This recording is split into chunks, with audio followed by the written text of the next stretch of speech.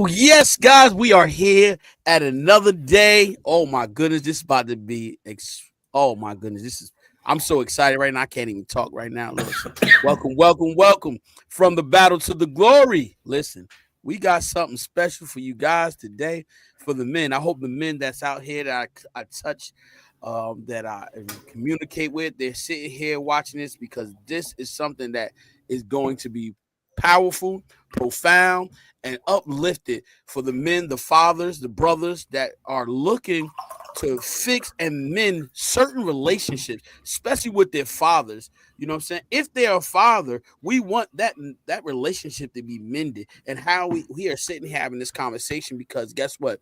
Men, it's not a lot of men that's worshiping. It's not a lot of men in church.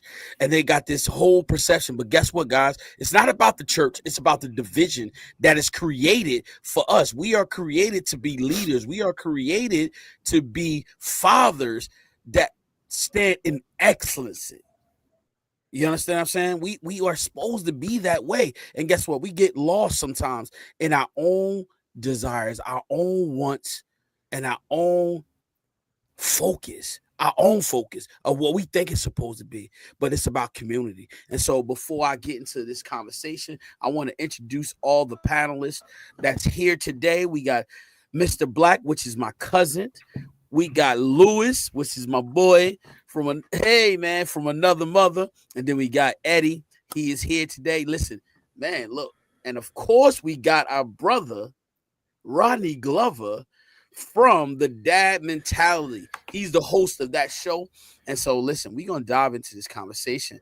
And before we dive into it, man, listen, know this. It's not about ironing your dirty laundry. It's about a vulnerability, but not only vulnerability, accountability. We're going to start that there because guess what?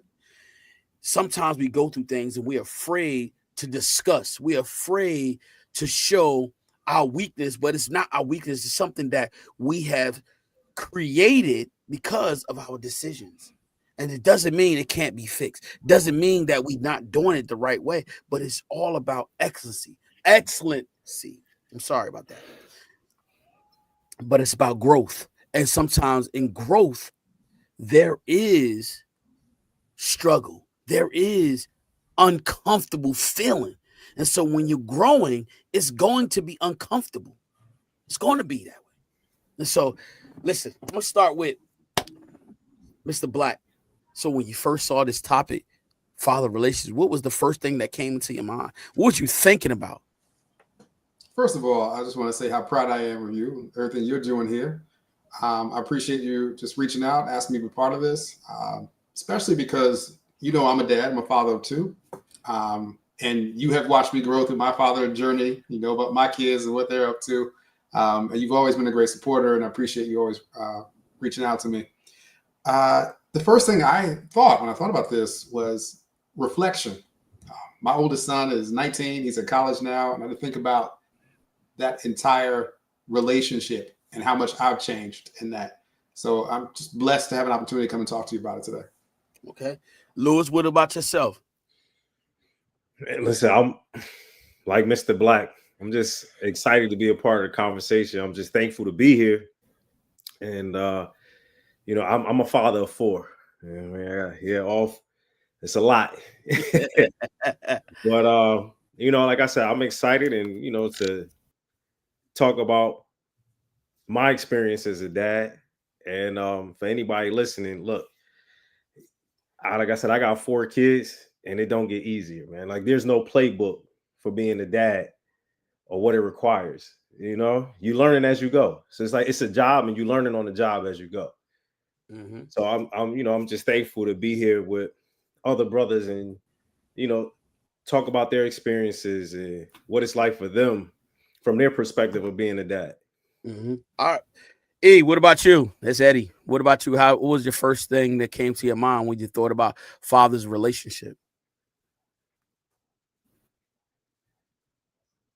Hey, can you hear me? You froze. Yeah, he froze. Go ahead, Rodney, until you come in. When I saw it, the first thing I thought about was that, it's because of my lack of relationship that happened with my father that, made me want to be a great father. And not to say that my father wasn't great. Unfortunately, my father died when I was 11. So that always let me know how important a father figure is, how important it is to have that father and to have that relationship. I don't want to step on somebody else. What was the too much emphasis put on what? All right, go ahead. I'm sorry about that. Nah. So yeah, so it was that made me really want to become the one thing I always told my wife, even when we were dating and engaged and all that stuff, is that I will never be a visiting father. You know what I'm saying? Because I lost my father when I was 11, and I felt like I would never want my son to have that same feeling where he had to look for his father, or felt like, you know, I would never be there. So that was something that came to me as soon as when I saw about the father relationship. Okay. And father 3, since everybody was telling how many kids. So. All right. So listen, let's dive here. Now, as men, we have the ones that do have still a living father. Let's go there. Let's talk about the relationship of our fathers and how it affected our relationship with our family, whether it was good or bad. Let's start there. How was the relationship with your father? Let's go because I understand yours. I think Eddie Rocky. got back though. I don't know if you wanted to get Eddie his chance. Yeah. Oh, so Eddie. So I asked the panel, what was the first thing that came to your mind when you saw the topic father's relationship?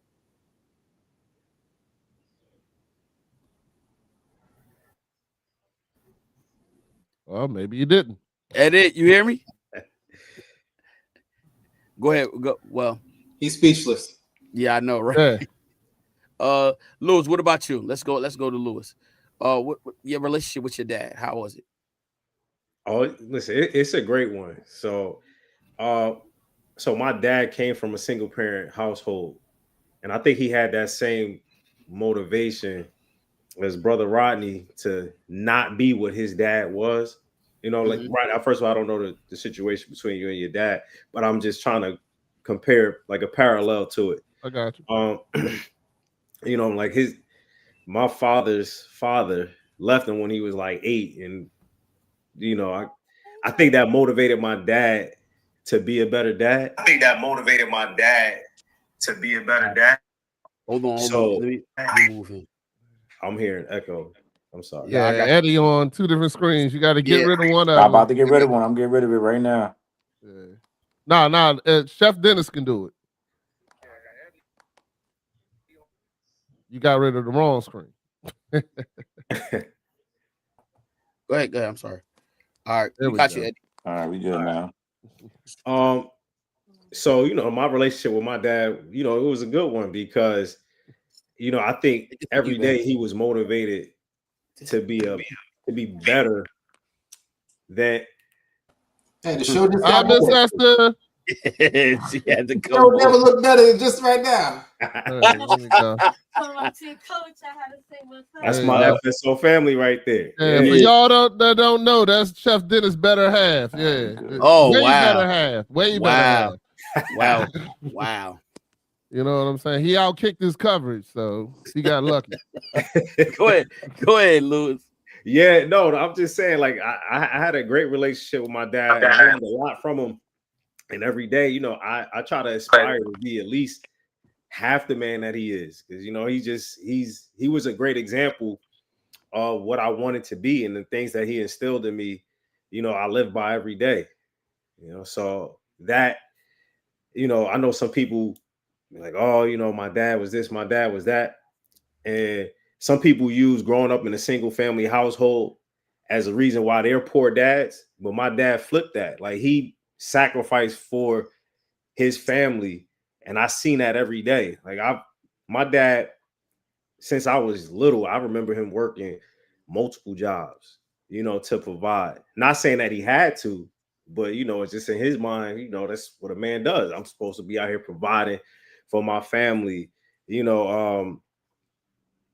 he always taught me, you know, listen, when you do something, I don't care if you're the janitor, you give 110%. Like these little things I can remember, you know. And then, like I said, he never used the excuse of, oh, well, my dad left, so that's why I'm this.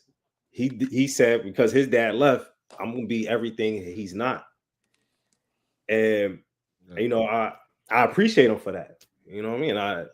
Because he could have used, like I said, so I feel like so often a lot of, and I hate to generalize to our community, but I believe like a lot of men in our community look for excuses to be poor, to not be great dads.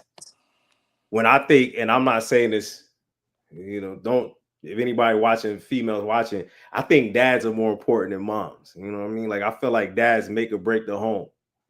You know, mom's the glue that keep it together, but I feel like when it comes to the children, like the dad, you really need dads in the home. You know, young men need to see their fathers, and young ladies need the love from their fathers so they know how to pick a good man when they get older.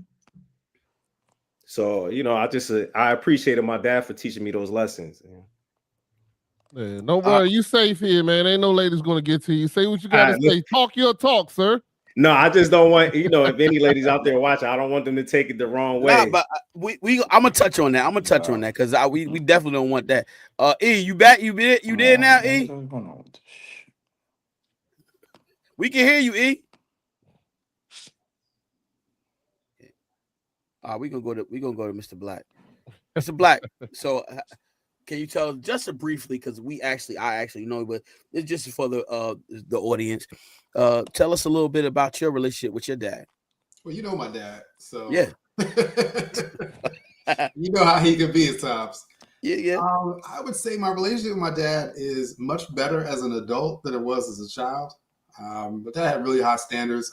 I had a hard time figuring out like how to keep him happy. I feel like I disappointed him a lot when I was little.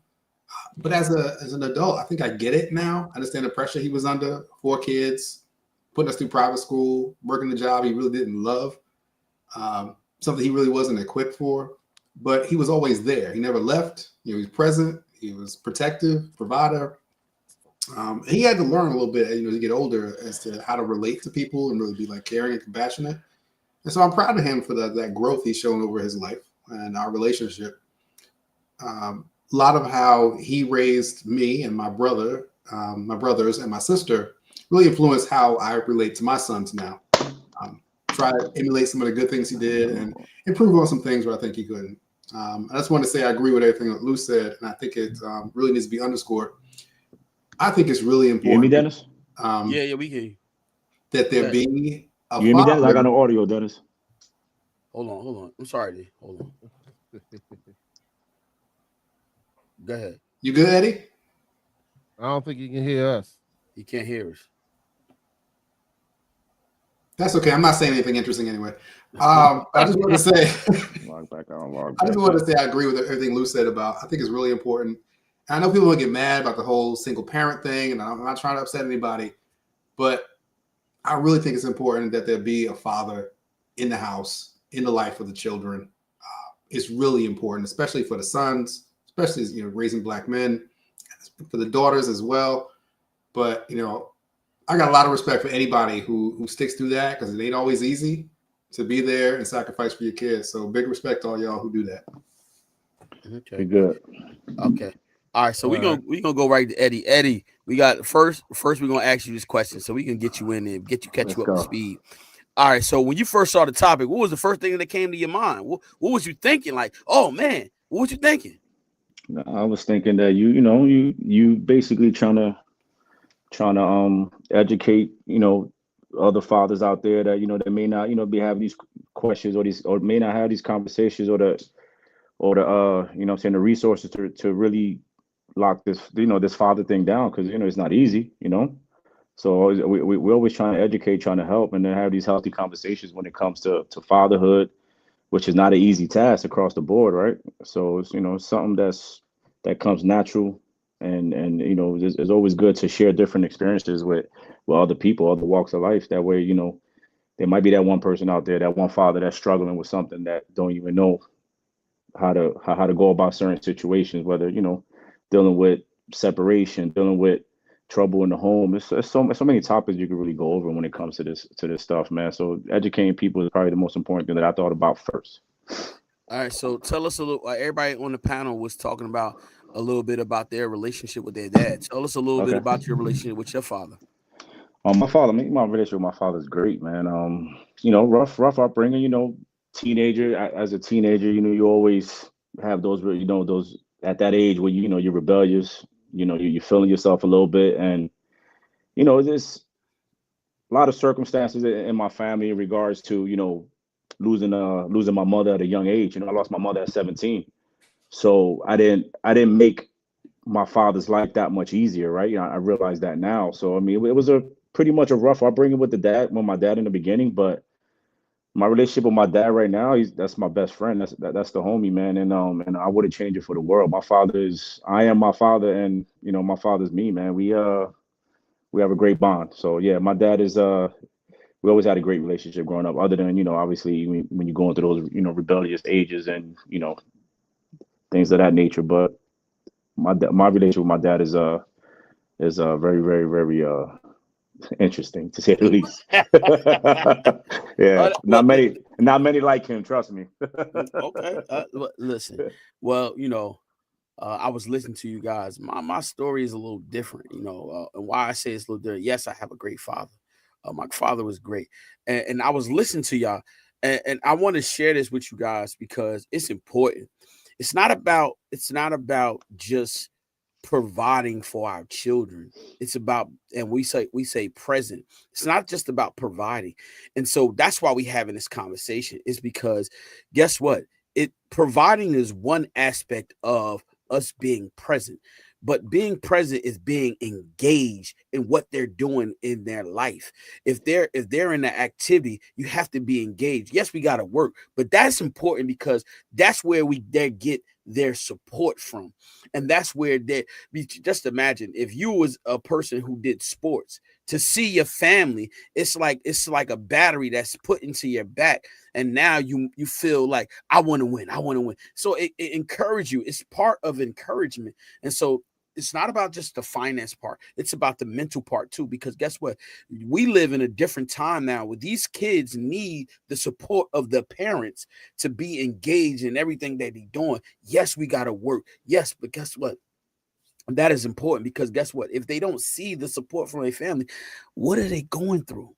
Or how do you understand what they're going through if you're really not engaged in what they're doing? Having those conversations. I was born up in a time where I couldn't talk to my dad or say, Dad, I don't really like that. And he was like, shut up. You do what I tell you to do. You understand what I'm saying? No, I'm serious. That's how we born. We was raised like that. They tell you, oh, you can't talk. You know, not to express how we feeling. It's like, shut up. I'm the parent. You the child. You understand what I'm saying? And I was there. I remember. And so yeah. But now we at a time now we got to be more engaged with our children, have those conversations, tough conversations that we might think they're a child, I'm an adult. No, guess what? No, we live in a different time, and that's called communication. And so my dad was a worker. Listen, I work hard too. You know what I'm saying? And my dad just work. So when I was in activities, he wasn't there. You know, he had to work. You know what I mean? And one thing that he instilled in me, and one thing he sowed the seed, bro, I was in church all the time. All the time. He was like, church, Bible study, night church, all that time, shut-ins as a child. And bro, when I got out in the world, I was like, yo, I ain't doing God right now. I just wilded out because, you know, it wasn't communicated enough to me. It was just like, you going to church. That's it. No talk. No, like, oh, we going this for, you know, for the better good. And none of that. It's just like, you going to church. You know what I'm saying? And that's, I think in this time, it's not even about the church. It's about the communication. We're going to start there. It's about that. That is the most important thing. Being able to communicate with this generation, the young men, and let them know, guess what? Yes, you probably didn't have a good relationship with your dad, but guess what? It's about community now. It's about building that up. It's about the circle that we supposed to create for these young men and the women, because guess what? They probably fatherless. And so they have to look at a man in a way where they feel like, you know what? He has compassion. Well, you know, Steph, you got this excellent panel here. You probably leading into a good discussion now to hear from people about how do they communicate, how do they relate to their children. Right. So anybody can jump in, because this open. This ain't just about from the battle to the glory, but it's about us. It's about us. I'm serious. So anybody can chime in. It's about us. It ain't about me. Go ahead, Ronnie. I do got something to say about what you're saying, and I think the biggest difference between when we were brought up, and I don't know how old you guys are, but in that age where the parent told you, you know, you're to be seen, you're not to be heard type situation and things like that. The one thing that I've learned that I do different is that I've learned to teach my kids emotional intelligence.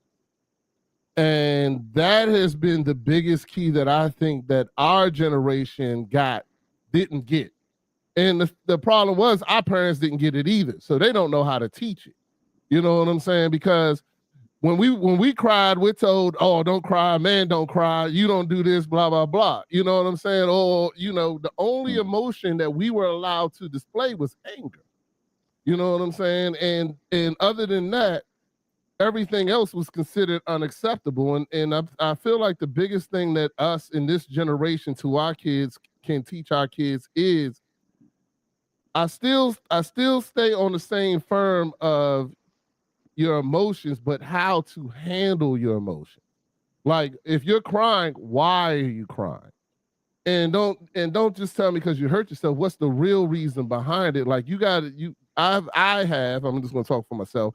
I have educated my children to be able to work through whatever it is, the emotion that they're going to.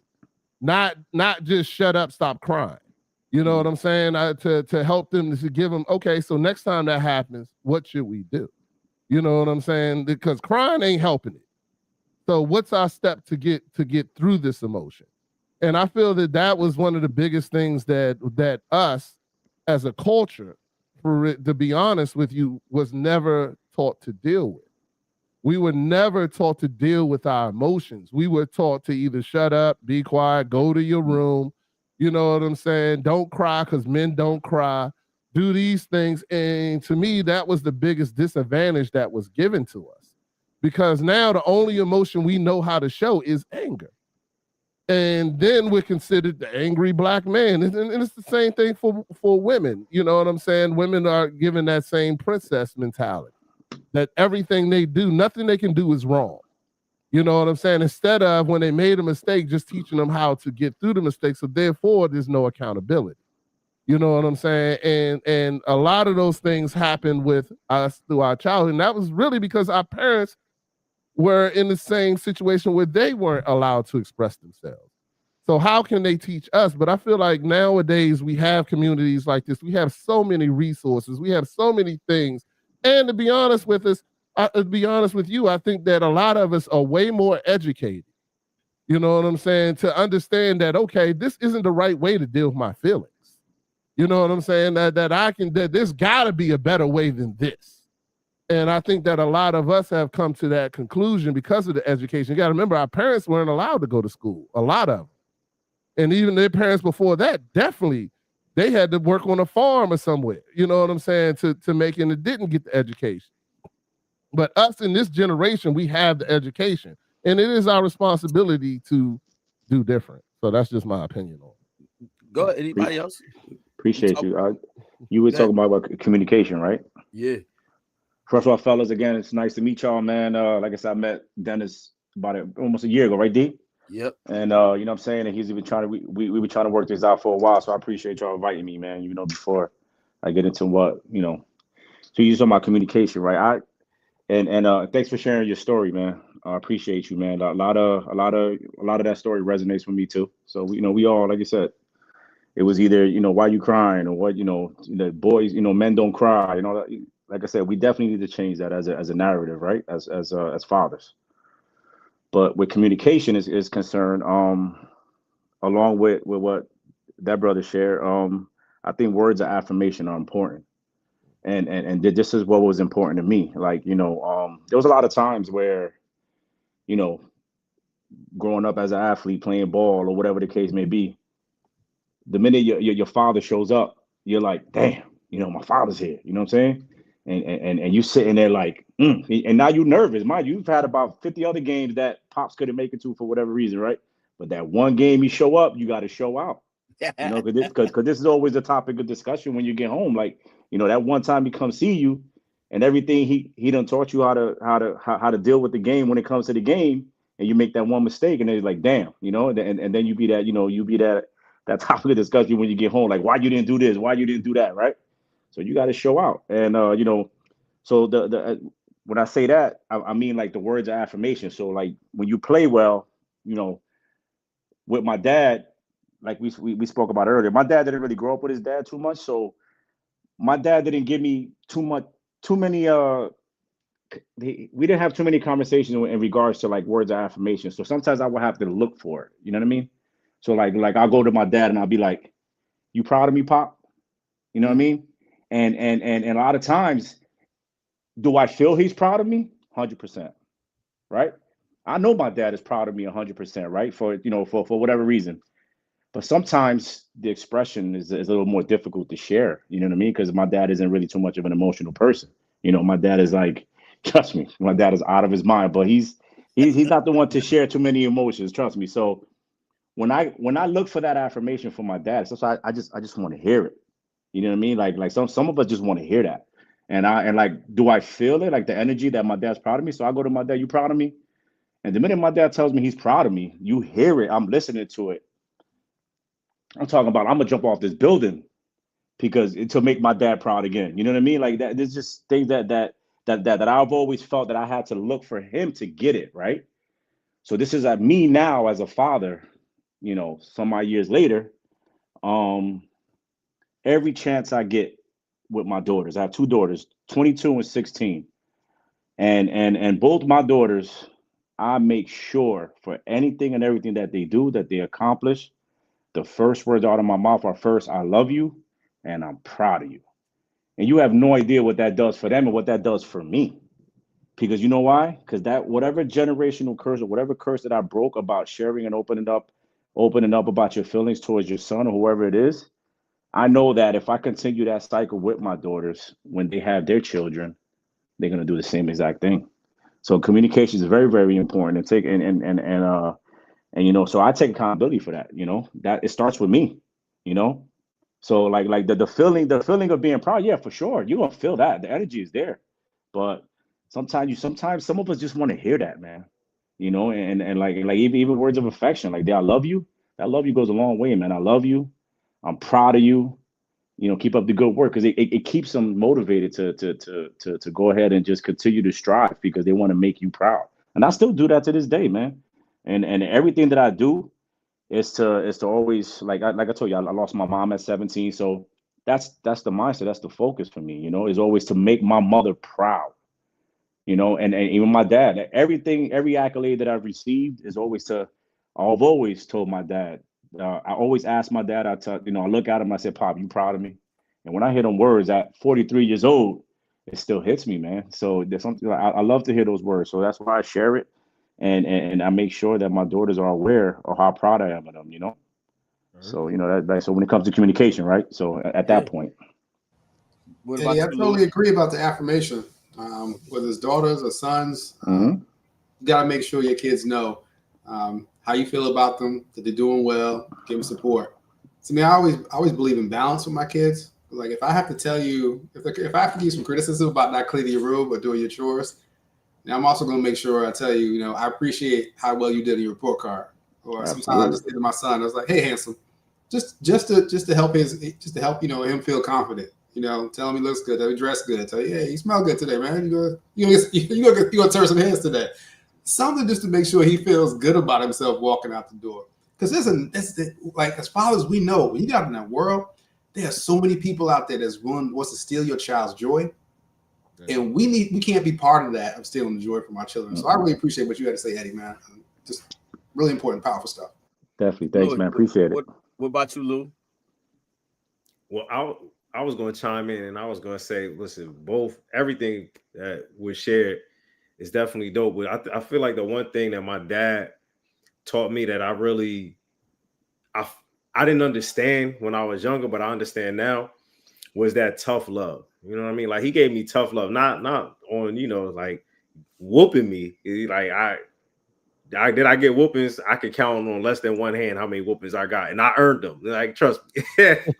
But that's it. like tough love. Like he Well, never, for example, when he taught me how to drive, he was like, "Listen, if you ever get into an accident, I'm gonna ask, what did you do to prevent it?" And I'm like, "What you mean?" Like I never understood it, but now as I'm driving, because he will always say you can control what's in front of you, right, and what's behind you when you're driving. So if you get into an accident, I'm coming to you because I want to know what you did. And I'm like, oh, or if I'm sweeping the floor, he like, you missed the spot. Like, Dad, come on, it's the corner. Like, what you talking about? He like, no, you got to give 110% to everything that you do. So that's my mindset now. So when I do something, I make sure I give 110%. But when I was a kid, I hated that. I didn't understand. I'm like, Dad, like I got to be a perfectionist in everything that I do. But now it allows me not to make excuses. You know what I mean? Like, and it helped me as a father, as a husband, as I tell my wife all the time, like, my dad raised me to be a problem solver. Like, that's what it was. That tough love made me a problem solver. And I don't look for excuses. You know what I mean? Like if something's going wrong or, we got to handle a situation, I go right in a problem solving mode because that's just the way my dad instilled that in me. Like I told you, I've always known him to work multiple jobs. Did he need to? No, it was just that he never left an excuse. Like you're not going to blame him when things go wrong because he going to make sure there's no excuses. And he going to take care. He going to solve every problem that come his way. He going to solve it. And if he can't solve it, he going to figure out how to solve it. So that's why I appreciate that, that tough love aspect. And I do believe in emotional intelligence. I definitely, listen, I have 3 daughters and a son. So listen, it get emotional around here. So sometimes I got to work on my emotional intelligence because when they sync up, the emotions start running wild. Listen, if you got 3 daughters, if you got 3 daughters, I hope you got a man cave, my brother. Oh, I'm in it right now. Oh yeah. I'm in it right now. Because when that thing sync up, all 4 of them. Yeah. Hey, dog, I got my youngest son. And one time my wife and my daughter synced up and they was just going and my son was confused and I was like, nah, son, don't worry about it. Come here, bro. Come on, bro. Just come on downstairs with me. He was like, what's going on? I was like, yo, that is crazy work, though. I understand. Take your son and get out. Forrest Gump running. I'm for real, man. And he's so calm and you gotta collected. Go, man. Yeah. You know what I mean? Like he definitely has emotional intelligence. But like I said, it's hard for me sometimes when they sing, I'm like, hey, look, brother, I'm gonna just disappear because I understand. When your wife asks you, just like Forrest Gump, what happened? I don't know. I just started running, right? You gotta get away from that, man. Like I've dealt with that when I was married, right? That's not something easy to deal with, man. So, but you got a 4-piece over there. Yeah, that's what I'm saying, and that's what I'm saying. Like, I originally said there's no playbook for being a dad, especially for having 3 girls.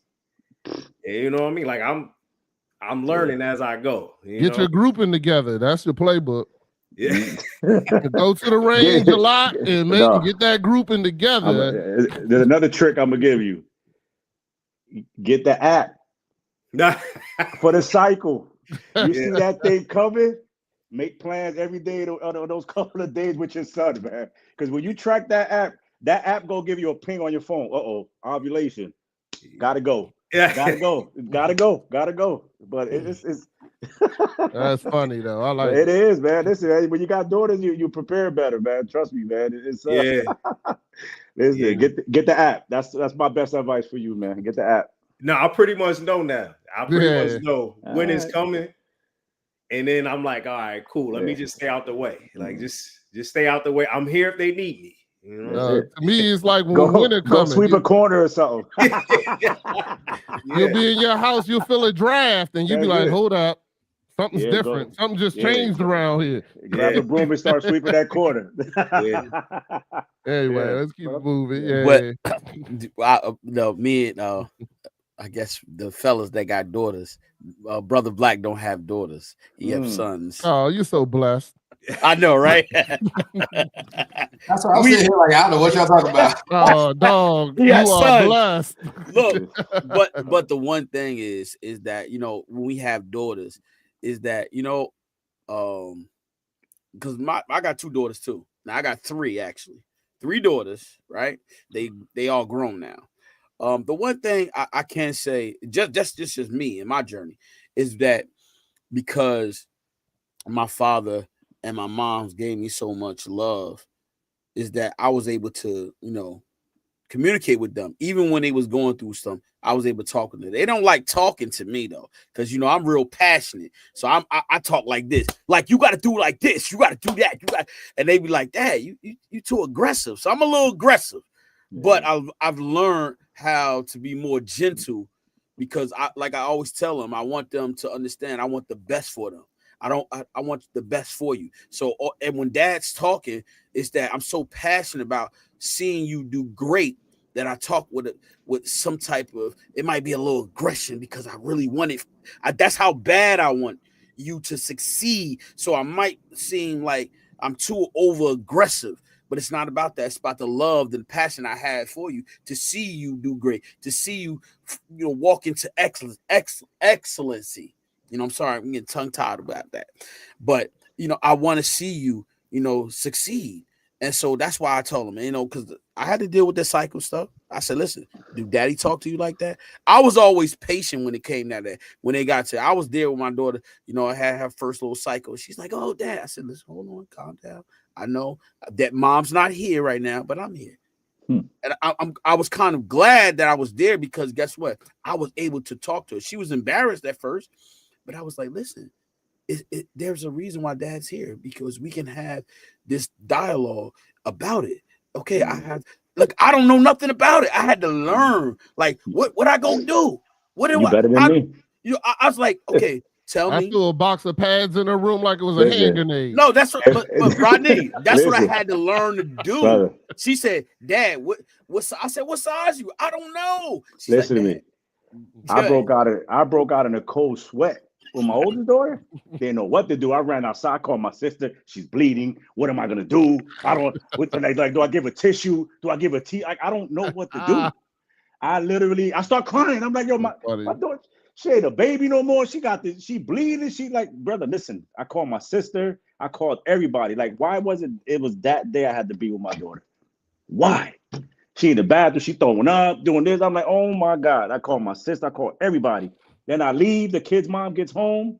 I leave. I say, your daughter's in the bathroom bleeding. I get in the car. I get in the car. I leave. I go to the supermarket, decompress, come back with some flowers. I give it to my daughter. She crying. I'm crying. I don't know why I'm crying. I say, here, this is for you. You're a woman now. Or whatever. I broke down. I gave her a hug and a kiss. There's no way you could prepare for this, man. Like you know, like even when it comes to the so you say he threw a thing of pads in the like a grenade, right? Man, listen, the first time I had to go buy pads, I'm like extra large, wings, no wings, this, that. I'm like all these different sizes. I'm like, I don't know the size of a thing. Like, I don't know the size of this. And I'm like what a size? Like, what we doing over here? So then, and then you learn, like, I'm a pro now, like light days, dark, you know, like light days, heavy flow, you know what I'm saying? Like, you know, so it's the beauty of being a girl dad, sir. You're extremely lucky, trust me. No, but yeah, I'm glad you a pro, because I still I'm a pro. I want to say like a couple weeks ago, whatever. They ain't have the wings. I said, I don't know what wings you gotta get the wings, baby. You gotta get you ain't got the wings, man. Boy, I just found out what the numbers mean, because I'm like, oh what's 5? I'm like, It's the flow, man. It's the flow. That's it. I ain't know because I was Yeah, like, 5 seemed like Lord it's kind mercy. of big. Like you know what I mean? Like I gotta go with like 1 or Yeah. 2 or something. You know, they Yeah, little. all I know is I'm not ordering Wingstop now. Yeah. It is. Yeah, You know what? it's tough. That is tough. Man, Yeah. go ahead. Then what's the next topic, bro? Let's Let's get go, off. man. Let's get off the Yeah. period talk. Yeah, I know, talk right? about maxi pads and shit. Look, Man, Exclamation as point. you for the girl dance, it just was a stressful event. You know, we remember the trauma. That's all. Cold You, sweats. Mr. Black, Cold don't sweats. got away with that. It was trauma Yeah. days, brother. Hey, can I hear from the panel? Like, is there a time in your fatherhood journey where you were like most proud of yourself as a father, where you feel like you really came through, you really surprised yourself? I'd like to hear like what in your fatherhood journey are you patting yourself on the back most for? I can go first. Go ahead. I got a couple. First one, and I even put this in my resume. Was the greatest thing I ever did was coach my son's football team. You know what I'm saying? And that was one of the days. That was just one of, and I was a brutal coach, but you know what I'm saying. But it really bonded between us and just had that time, and you know. And then the other thing is my youngest kid is he's only 11, but my oldest is 25, and then my next one is 18. Both of my children work for in my businesses that I worked in, and that was the other greatest thing, because that bonding of having them out, because the whole time they think, my daughter was like, Dad, I just thought you pressed buttons all day. I didn't know what you did. You know what I'm saying? And when I took her out and she actually saw what I did and how I managed people and how the people respected me and this, that, and the other, and how, you know, everybody's like, oh, your dad's the best boss. You know what I'm saying? And then she's like, well, he sucks at home. You know what I'm saying? But it was that those two things so far would definitely be heads up for me, the two in our journey, having both of my kids work for me. And now, you know, now they're both successful in their journey and getting them awesome. started on that path. So Congratulations, man. That's awesome. appreciate it. What about you? All right, Eddie. What about you? The question. That's I mean, it's so like it's as cliche as it sounds. Anytime you show up, right? You know, you always. But the two things that I would have to say, I would have to give my and I can't take full credit for this. I got to give credit when credit's due to my ex-wife. We instill hard work into my daughters and the value of $1 and in regards to what it is to work hard, because we both work very, very hard. You know what I mean? She worked, I worked, you know what I mean? But it was probably both.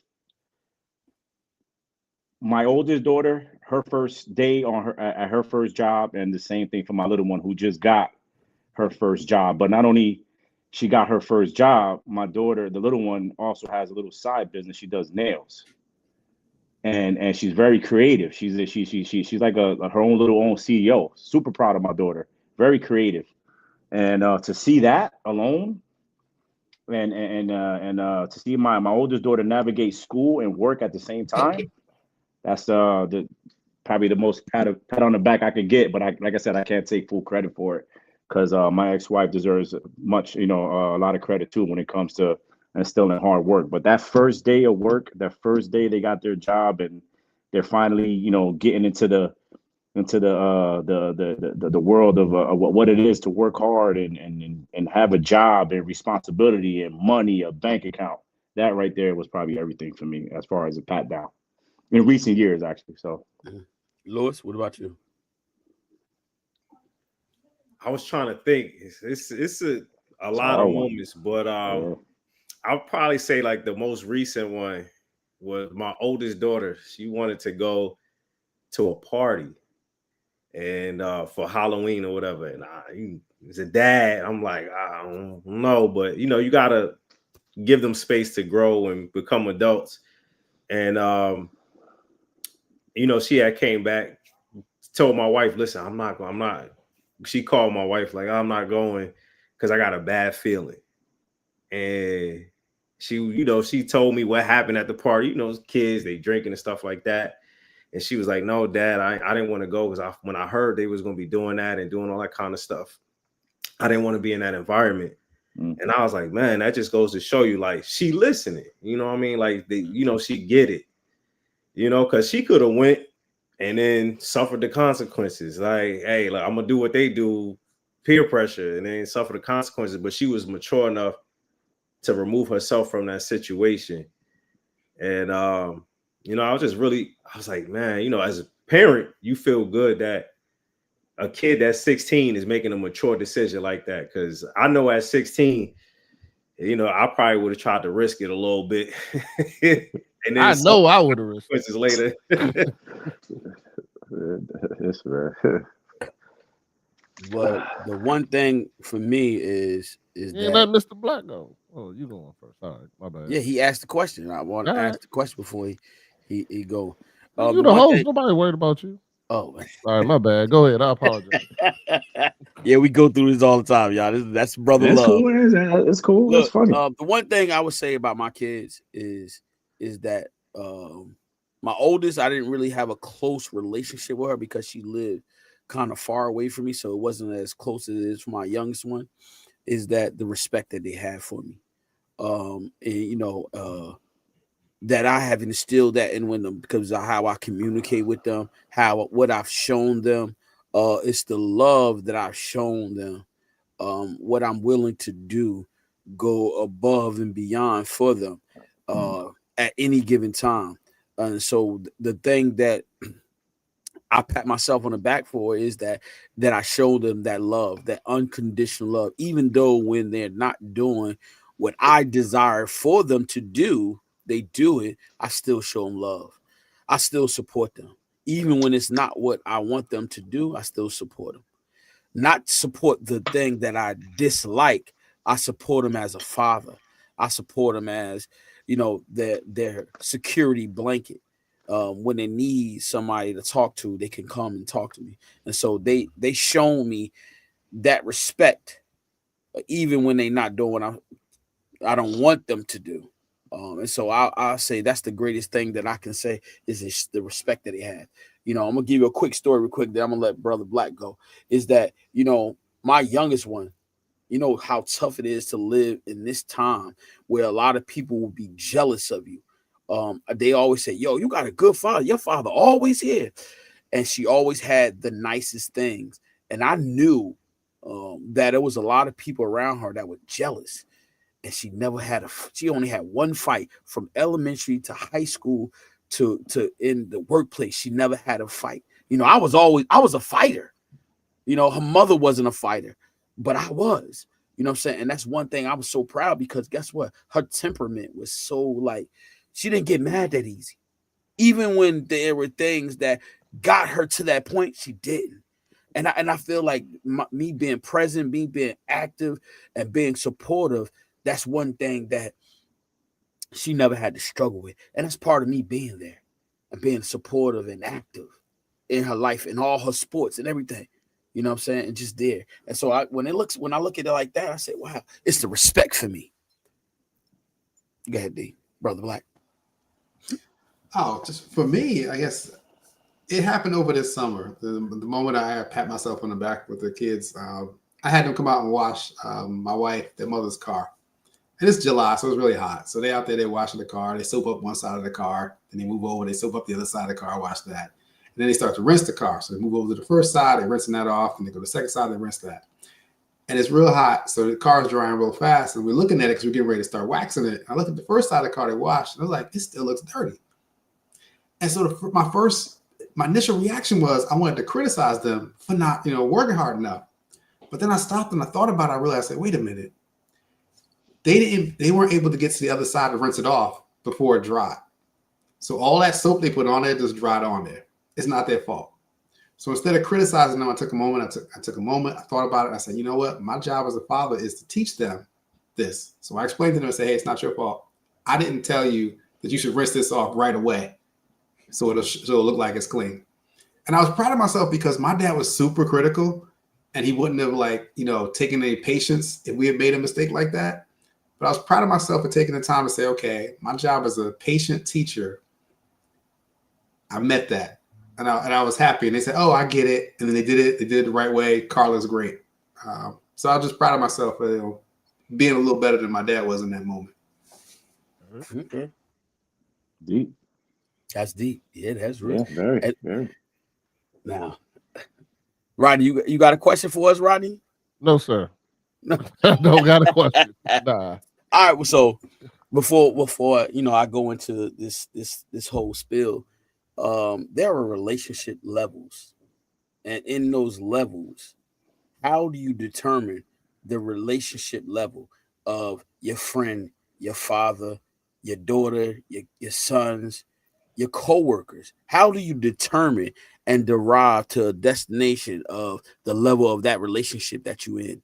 How do you get to that point? What is the key thing, the key component that gives you the understanding of the relationship you have with that person, and how do you derive at that, whether it's good or bad? That's a long question. Yeah, I'm actually confused. I'm trying to figure out what the that was question it's so much in that question. I'm glad I'm not low because I was gonna fake answer that. Nah, don't worry. I was waiting. That question was so long. I was taking notes. I wasn't so long. I was like, he said that person. Then he was talking about my kids. And all right, then so I was like, well, who's it's that levels. person? Reason I put all that together because it's levels of relationship, and so how do you determine the relationship, like with your daughters? Your relationship with your daughter is different from your son. How do you get to that point? You got me? How do you got a coworker that but my coworkers don't go in the same sentence as my kids. Why don't they? Like, no, that's what do you mean? No, what look, do you mean? levels of relationships. That's why. So you might have a coworker that's your friend. So how do you get to that point? What is the key component to you understanding the relationship with two different people, like your daughter, your son, your coworker, your brother? You see levels of relationship. How do you get to that? It's like how do you get to that understanding of that relationship? My kid's on a way different platform than anybody else in this world. So okay, I mean, I don't. It's not even close. Yeah, right, it's like Tom Brady and whoever is the quarterback for San Francisco right now. You know what I'm saying? Like, there's no conversation. Like, I'm not even putting them in the same playing field. Like, nah, it's like, so I'm good. I don't know. Tom Brady and somebody in the band. Yeah, exactly. Hey, what you say? What you say? Because I think I'm saying like I think I got where you're going. Like, how do you differentiate a relationship between your son and your daughter? Right? It's obviously two different sexes, right? Or whatever the case. Like you're gonna. But I think that's what you meant, correct? Yeah. That's the ballpark I'm saying. Maybe I didn't. So also you trying to take it to where like basically how do you build a relationship? Basically, that's the gist of it, correct? Yeah, that's what you're trying to say. Okay, so how do you? I didn't articulate it correctly. That's sorry. cool. That's what I got. Listen, I'm a work in progress, fellas. I'm a work in progress. Listen, I'm growing, but baby. I think I got it. I think I got it. I think I picked it up. So me personally, I have two daughters, and like I said, I'm not qualified to answer how do you differentiate a relationship between a son and a daughter. But one thing I can say, as far as my daughters and their two personalities are very much similar but different, right? So when I established a relationship with my oldest daughter, right? So my oldest daughter is a foodie. So when I establish a relationship with my oldest daughter, I know what she likes, right? So like, okay, we're gonna go find something on TikTok, find a place to eat. We're gonna travel. We're gonna eat. She's happy. We're happy. We're bonding with the food. We're bonding with for the most part. That's what my oldest daughter is really into, and the gym and stuff like that. Now, very similar in a way. So that's how I build my relationship with my daughter. We always talk about it's either food, the Yankees, and as far as she's concerned, she's into a whole lot of other things that I'm still learning. You know what I mean? So as we move along and she gets older, I'm gonna obviously have to pay attention to detail, and I have to really get on my game to engage with that with what she's into, so I can build a relationship on another aspect. With my little one, my relationship with her is very different. I support her creativity. We find out what she's going on with her. So we bond with sneakers. We bond with sneakers with Jordans. We're both Jordan fans. and we'll sit here and that's how we buy. Oh, you seen these or you seen those, and for the most part, but these things change, man, because it honestly when it comes to sneakers and how whatever relationship we have with sneakers, it changed dramatically. So now she's not even into sneakers anymore. So now she's liking all these other different sneakers.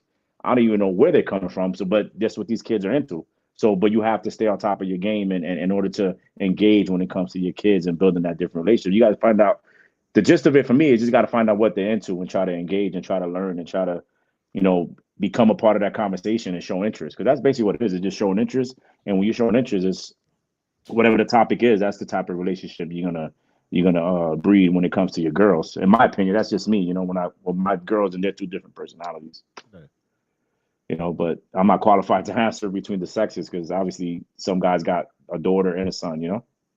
Well, for me, it's the same no matter what. Each kid is different. No matter, Yeah, I got two sure. boys and a girl, and each kid is different. I mean, even down to discipline. Like my oldest, you couldn't talk to him. Like, you had to beat that out of him. You know what I'm saying? But my daughter, my middle child, my daughter, she didn't respond to physical discipline at all. Like if you spanked her, she would go out and do it again just because she was mad that you spanked her. You know what I'm saying? So, but with her, I learned that it was just about making her uncomfortable. And like I did stuff like took the door off her room, and that changed everything. So it's really each kid you got to learn each one, and each one of my kids is absolutely different. My daughter's a big foodie. She's into cooking. My youngest now wants nothing to do with cooking. He'd rather make a peanut butter and jelly than to make anything. You know what I'm saying? He's just like, nah, I'm good. I'll just make some jelly or some noodles and keep it moving. So every kid is different. It's just about sure. learning and adapting. And even so, every parenting style throughout the years is different. Like my oldest had a different parent than my youngest because I was growing up with my oldest. You know what I'm saying? Now I'm fully grown with my youngest, and my parenting is totally different. So my older daughter says that. Yeah, it is. And I mean, it's true. It's just like your grandparents. I don't know about you, but my wife's parents, I knew them. Like these people I got now, I don't know them at all. Like they give that kid anything he wants. So, it's all different. But I mean, but each kid is different. You gotta really just you evaluate your kids, you know what they into, you get into what they into. And I mean, as a parent, you gotta be active. Like you gotta be active into whatever your kid's into. Because I think the biggest mistake some parents do is they're not active. They're not. If their kid's in a club, you should know about this club. You should know what they're doing in that club and what's going on and things like that. You know what I'm saying? So it's just about, as a parent, my best thing to tell you is no matter what your kid is into, no matter what the difference in your kids, just make sure you're active in whatever it is. You know what I'm saying? I ain't got to know every pair of Jordans, but at least I'll know when the new ones come out, so I can be like, hey, yo, they got the fresh joints over here. You know what I'm saying? So it's just about being active in whatever your kids are involved in. And sometimes you learn something too. Lewis? Watch you. No, I definitely agree, man. Like I said, being that I have 3 girls and a boy, it's different. Like Brother Rodney was saying, I'm a different parent, for each one. For the first one, I didn't know what I was doing. For the second one, you learn a little bit more. Still don't know what I'm doing. You know what I mean? I'm figuring this thing out as I grow. I think that's why grandparents, they finally figured it out. So you get a different version when you're a grandparent. Because I'll be looking at my parents like, yeah, y'all would have took my head off. You know what I mean? But they different, you know what I mean? And I mean, I love it though. Because like I said, I know when I become a grandparent, I'll probably have it figured out too. So, but for my kids, they all into different things. Each one of them into something different. And listen, I'll be tired sometimes, but I'm going to the school because they want to do this club. So I got to do this club. My son, he plays soccer. I don't know anything about soccer, but I'm out there trying to train with him. and I'm watching videos on how to train for soccer. My the 14-year-old, she just into everything, man. So I just be trying to be in everything with her. And then my third youngest daughter, she's like, she into like the girly stuff. So, you know what I mean? I just support it. Hey, just put your makeup in the Amazon cart, I'll buy it. You know what I mean? Like, it's the only thing I can do. You know what I mean? Like, so, and my son, he, you know, like I said, he into sports and video games. So that's something I could bond with him with. You know, it's the normal kid guy stuff. What about you, Brother Black? I think with your kids, you meet them where they are. You pay attention to who they are, what they value, and you try to find a way to connect with them. My kids are very different. Things that make my son laugh doesn't make the other one laugh. So I always have to pivot. But I can figure out what thing each one likes. My oldest loves to go bowling with me, so we go bowling. My youngest likes to eat, so I'll get up and make him his favorite breakfast, and I'll knock on his door, and he has a smile on his face when he knows I'm bringing him something he wants to eat. You know, so just meeting them where they are and being flexible as a father is probably one of the more important things you can do as a father, is just be flexible. You all have a plan before that kid is born, and then that kid comes along and says, "Nah, that don't work," and you've got to figure out where you're going to flex and where you're going to be rigid. And I think that's what a successful father does for me. We got Brother Lionel. He just came in. He had a meeting earlier, guys, so that's why he late. So Lionel, we're gonna bring you up to speed, man. Let's look before we go into me. Let's just tell us a little bit about your relationship with your dad. How was your relationship with your dad?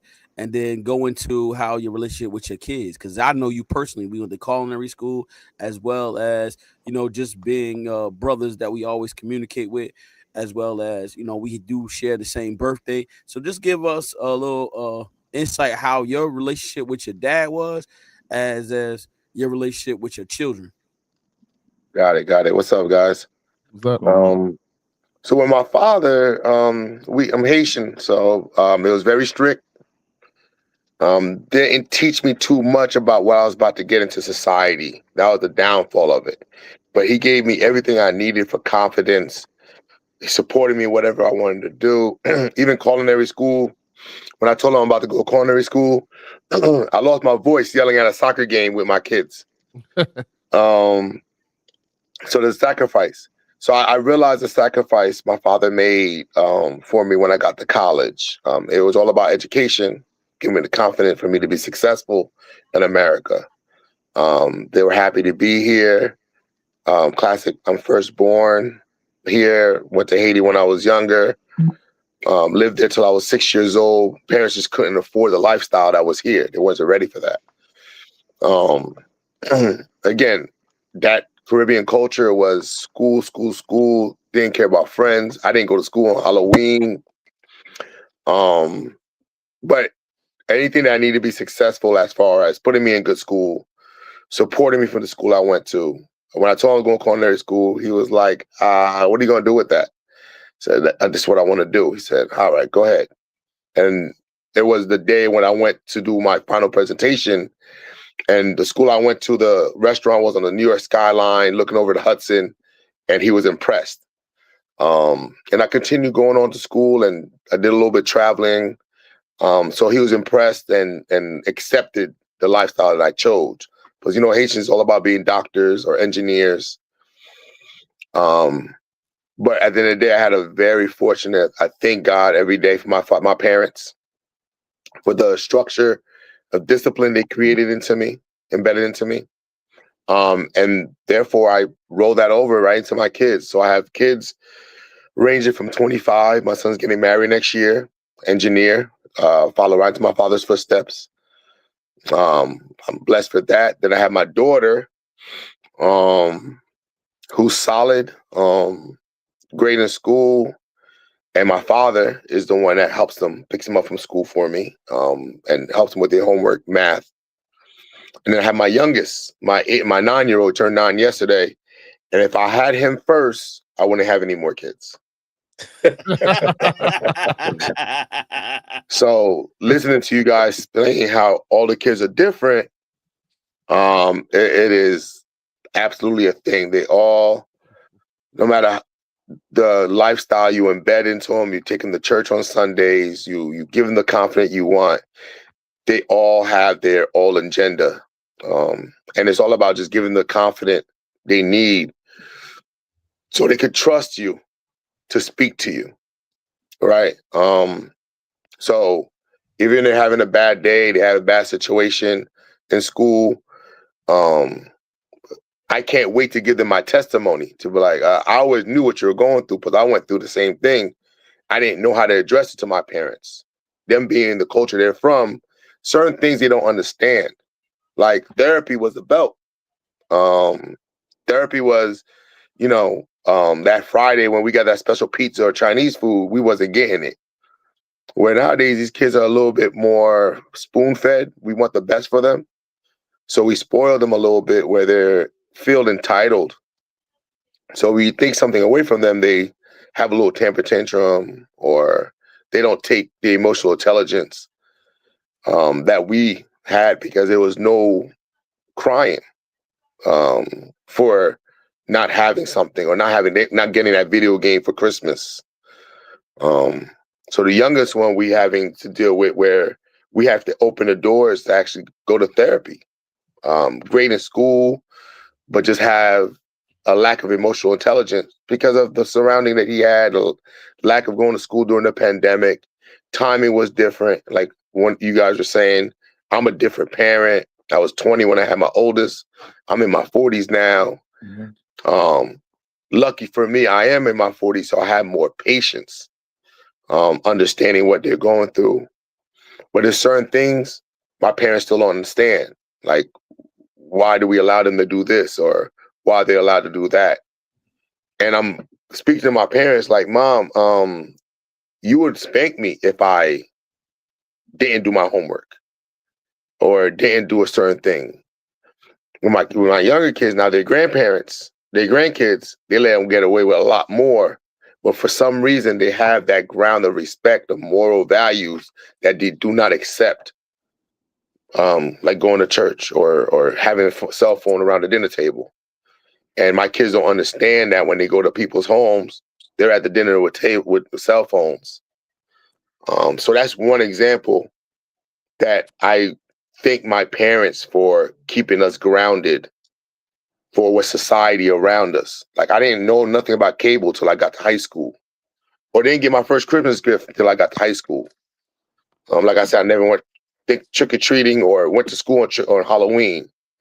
But those things I introduced to my kids because I want them to understand. I didn't want them to be curious like I was when I got to high school or college. My first Jordans or my first pair of sneakers, period, was until I got a job. Like I was in Kmart or ShopRite or Pathmark getting sneakers. And the other day, my daughter started school with 4 pairs of sneakers. That's my fault. But that's the culture shock or the pain that I went through, and I didn't want my kids to go through. Like I didn't have a book bag. And that's, that old story, walk through snow, 7 feet of snow. But where I tripped at is where I don't want my kids to fall. I mean, what I fell at, I don't want my kids to trip. So I give them that freedom and give them that confidence that I feel they would need to go against a society that they're going to be embraced with. Because I dealt with it, like getting hacked on from having no brand sneakers or checking my tag on my shirt. So I give them the name brand stuff, which they never really needed. I never really needed that. That made me stronger. So that, wrap that up to saying that I thank God every day for my family, my mother, my father. He never spanked me though. He was just, hardcore. Never came to any of my games. Never came to any of my wrestling matches. That just wasn't their thing. They care less about that. But if I had a spelling bee or if I was in a school activity that was academically sound, they were there front row. Graduations, they were front row. So they had different standards, different morals. And then for me, I'm at every game, every soccer game, every gymnastic I meet. I think I missed only 2 of my older son's games. And those are the things that from the trauma that I feel that I probably went through that I embrace now. And my son and I go back and forth about how many sneakers we have. And I just think that's funny. Every time he comes home from Cali, he goes right to my closet to see what he can borrow or take from me. And that's just from what I observed or what the trauma I went through. The biggest downfalls, I spoke to my father. He didn't teach me about sex. Didn't speak to me about that at all. Didn't act like it didn't exist. So the trauma that I went through, which people question me, I took my son to a gentleman's club at 18 years old. Was I right or wrong? It was just the fact that I wanted to introduce it to him and didn't want his friends or any porn showing it to him. Same thing with smoking or drinking. I wanted to make sure he understood what it was to have 2 drinks, or what it was to have 2 beers, 2 glasses of wine, how your body is impaired because you're under conditions. Now, the big question for me is, will I do the same for my daughter? Will I take my daughter when she's 18 to a gentleman's club? Will I take my daughter when she's 12 or 13 to have a couple of drinks so she understands how to control herself when she's under the influence? And that's a question I got to ask myself. Like, I got to be fair. Am I going to be fair? Or do I go with that path where I got to treat every child different? Do I have a different? My daughter asks me all the time, "Oh, you going to teach me how to drive?" You taught Alan how to drive when he was 12 years old. I taught my oldest son how to drive when he was 12 years old.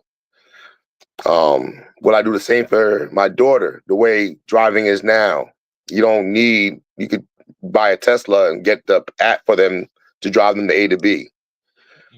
So I question myself, like one of you guys said, I grew up with my son. So I felt smoking with him or drinking with him was the best way to introduce him to society before college. Like, first time I did any of that was college. Like, I was straight edge in high school, got to college and blew my mind.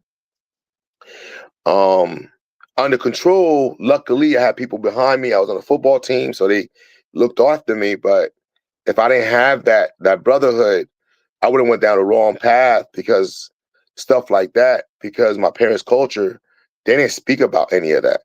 They didn't speak about drugs, alcohol, sex, women, money, drugs. So I could have went down that path really easily. So to avoid that for my kids, I introduced it to them and show it to them. And lucky for me, first time it worked out. I don't know if it's gonna work the other 2. So I'm open to suggestions. What should I do? Should I avoid that with my daughter and reintroduce it to my youngest son? Or do I continue the path and keep them fair, introduce that not lifestyle, but introduce the culture that's outside the norm before society show it to them?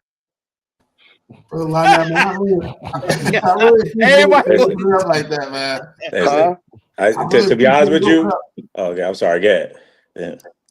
I'm just saying, I really appreciate you open up on talking about the influence of how your upbringing influences how you are as a father, the trauma. How do we affect that? Because we haven't really touched on that very much before you got here. So I appreciate you. Yes, very open, brave and jumping into that. So I would say, unless Rodney got something that I just you go ahead, go first. So one of the things I'd love to hear from the panel is, was there something from your relationship with your father that you resolved you would not bring into your relationship with your children? Say that one more time. Say that one more time. Was there something from your relationship with your father that you resolved that you would not bring into your relationship with your own children? That was it. Like, not being silent, like introducing them to that outside world that society shows you anyway. Like, when I went to college, it's first day. What's that smell? Oh, they're smoking in that room. Or you want to go to the liquor store? I'm not old enough. Don't worry about it. We got you. That first drink, that first night, I think it was that first week of the school. Like, if I didn't have a game, It was rough that next day. And I wasn't even warned about it. I wasn't even warned about it. Like, and I went to a parochial high school. So like, again, my parents are all about education. So I went to parochial high school. So sex was like a no-no. If you were pregnant, you got kicked out of school. So I was doing high school, but I was just doing it. I had no value for it. It didn't. So when I asked my father, like, why did you keep that away from me? And his answer was like, I had to teach myself. I ain't mad at you. That's what it was. He had to teach himself. He had a little bit more discipline when it came to that, and married my mother young and had the kids young, and he was a family man. And I ventured out a little bit. I have the kids, but I'm not married. I'm saying? I live a lifestyle as if I am. If you come to my house, you think I have somebody living here with me. But I don't, and that's because my father kept that home environment tight. And I respect him for that. But it's just he didn't know. I was never mad at him. It's just like, damn, I wish somebody taught and told me. So in turn, I turned that into making sure I tell my kids, I introduce that to them. I see it. Even my daughter the other day, this dude, like not the other day, but a couple months ago, we were at Dave & Buster's, and I noticed an older guy was like checking her out. Not checking her out, but being weird. And I tested him out. I explained to her, like, yeah, open your eyes. You got to be ready for society. People are creeps. So I walked away from the video game we were playing, went to go play with my son, and dude came and sat next to her. It was a big thing. Made my son go get security. I was about to take him to a parking lot. Then really explain to my daughter, like, you got to open your eyes. You can't be naive. And, she's 10, but there's weird people out there. Oh, nah. Dave & Buster's. At 10 o'clock, at 10, it would have been some smoke, dog. Yeah, it was. Hold up. Hey, Rodney, calm down, because y'all. It was. I'm sorry, my bad. It was. I had goosebumps.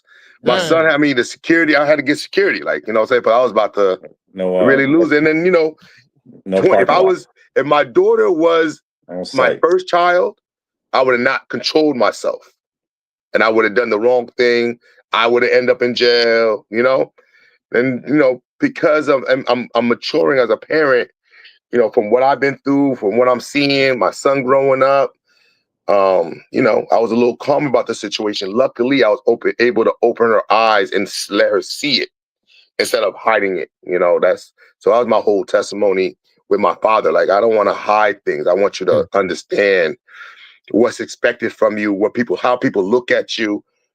Unfortunately, we got to speak about their color. We got to speak about their background and their gender, and they have to open their eyes to that. And I'm just letting you see how people view you from the outside.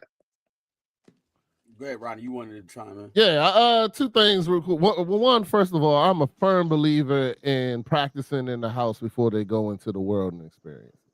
Now, am I saying that and to be honest with you, you got to treat each child differently. Just because you did it with your older son don't mean you do it with your middle daughter or your middle child or whatever the case may be. For me, when my children were turning 18, I talked to them about the things that they were most curious about. So, like, my oldest son had no desire to drink. You know what I'm saying? But he had desire for guns. So I taught him how to use a gun. I took him to the range. I was very active in showing him and disciplining him in gun safety. You know what I'm saying? And this, that, and the other. I tried to take him to the tattoo parlor. I got a tattoo. He did not. He was not interested in that. So it ain't like you got to go through everything with every child. My middle daughter, 18, straight to the tattoo parlor. She couldn't even wait. You know what I'm saying? And yeah, we both got tattoos. You know what I'm saying? But it does two things when you do that. One, it makes your child understand that at this point, the freedom to come to me when something is wrong or when you're curious and this, that, and the other, it's an open door. Like, I'm not going to judge you. I'm not going to judge you for these things, but you got to let me know. Like, we got to have this open conversation. You know what I'm saying? Sex was huge in my house, that we talked about sex openly. You know what I'm saying? Like, because I didn't want my daughter to go out there and get it from some young man. You know what I'm saying? That she knows what this is, that she knows what men do. And I told her, I said, your dad did some very dirty things when he was young to women. So they're going to try to get you back for that. So I'm going to let you know. You know what I'm saying? But I was also actively dated my daughter. You know what I'm saying? I took her on dates. Me and my wife had this thing that we installed in our family, and I encourage anybody else to do it. For Valentine's Day, I took out my daughter and my son took out my wife. Every Valentine's Day, the entire life. Cool. You know what I'm saying? And instead of, because me and my wife, we have Valentine's Day every day. But this was an opportunity for my sons to learn how to treat a woman, and for my daughter to learn how to treat a man. So every year we did that. It was something that we do. But then, like you said, as you get an adult, I'm a firm believer that you should educate, and your child's first experience in anything should not be in the world. You know what I'm saying? Should not be in the world. Even her first experience of hearing no, or their first experience of hearing no, or their first experience of being treated unfairly.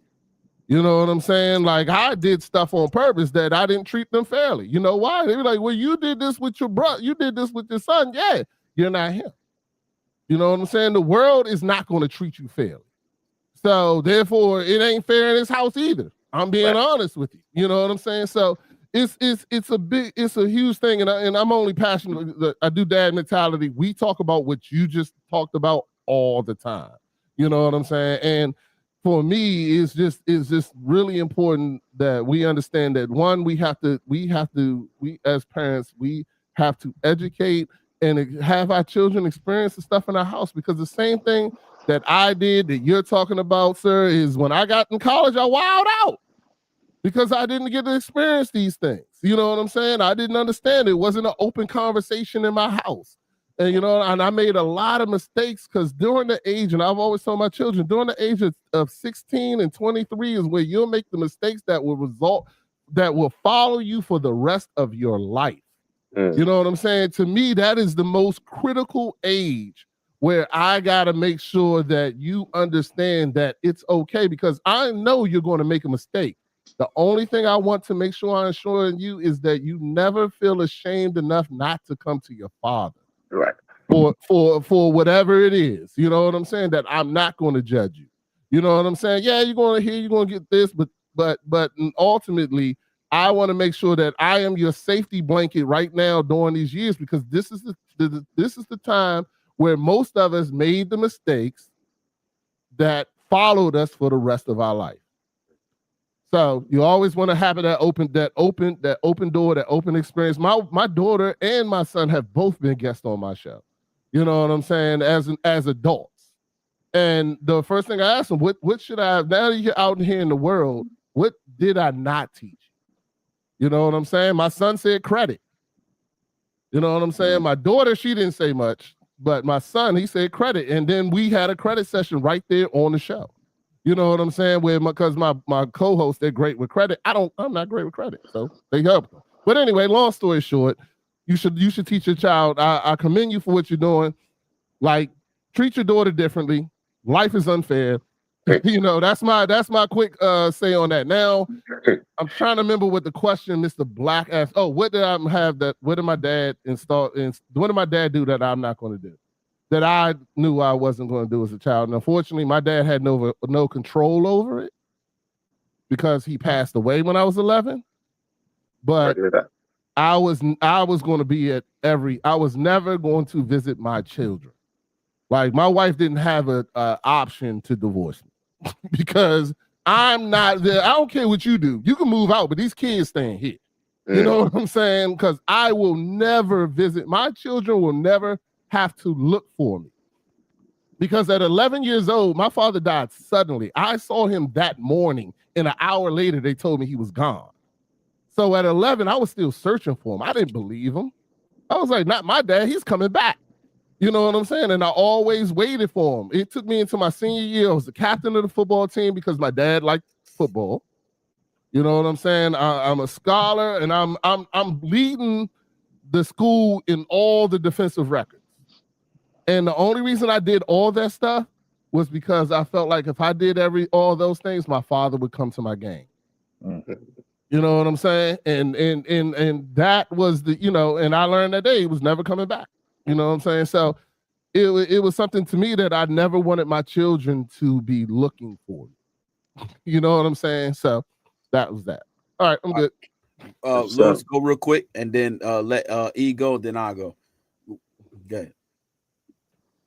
I mean, I don't know how to add to that. You know, I agree with, you know, Brother Rodney. Like, I have the same mindset. Like, you know, I never want to visit my kids. Like, my dad never had to visit me because he was there every day. And I have that same mindset. Like, and I think that, you know, that allows me to be like a better husband. Because it's like, listen, we're gonna have to solve these problems. Because I'm gonna make sure that I'm here for these kids every single day. You know, but I forgot the question. But to piggyback off of what you guys were saying. Hold on. D, tell him the question again. Something that you experienced in your relationship with your father that you resolved that you were not going to bring into your relationship with your children. You know, I really can't. I really can't think of anything.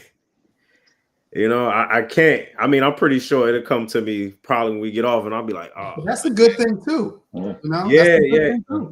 You know, like the one thing I credit my dad, like he was always a straight shooter, man. Like, you know what I mean? Like, and it was nothing off limits, you know, with talking to him. I think the issue I have is, like I said, I have 3 girls, man. Like, I'm not ready to have that sex talk with them. You know what I mean? Like, it's just difficult as a dad. You know what I mean? Because listen, I know this is crazy. Like, I know I should, but they're still innocent, and I can see that innocence in them, and I want that to stay as long as possible. You know what I mean? Like, I think that if I avoid it, it'll stay. And I know that's not true. You know what I mean? Because, you know, I know their friends is probably, you know, partaking in things and doing things and stuff like that. So I don't, you know, hear from out there. But, you know, I kind of tell my wife, like, look, you talk to them. You know what I mean? Like, because it's tough. Because like no dad want to hear, you know, they daughter out here doing these things. You know what I mean? Like, that's tough because I feel like that'll break me. You know what I mean? Like, if I hear that, you know what I mean? But like my dad was able to have that conversation. It's easier with boys. Like, you know what I mean?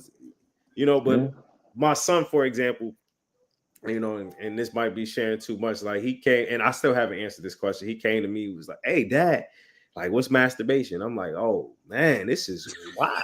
Like, how old is he? He's 12 now.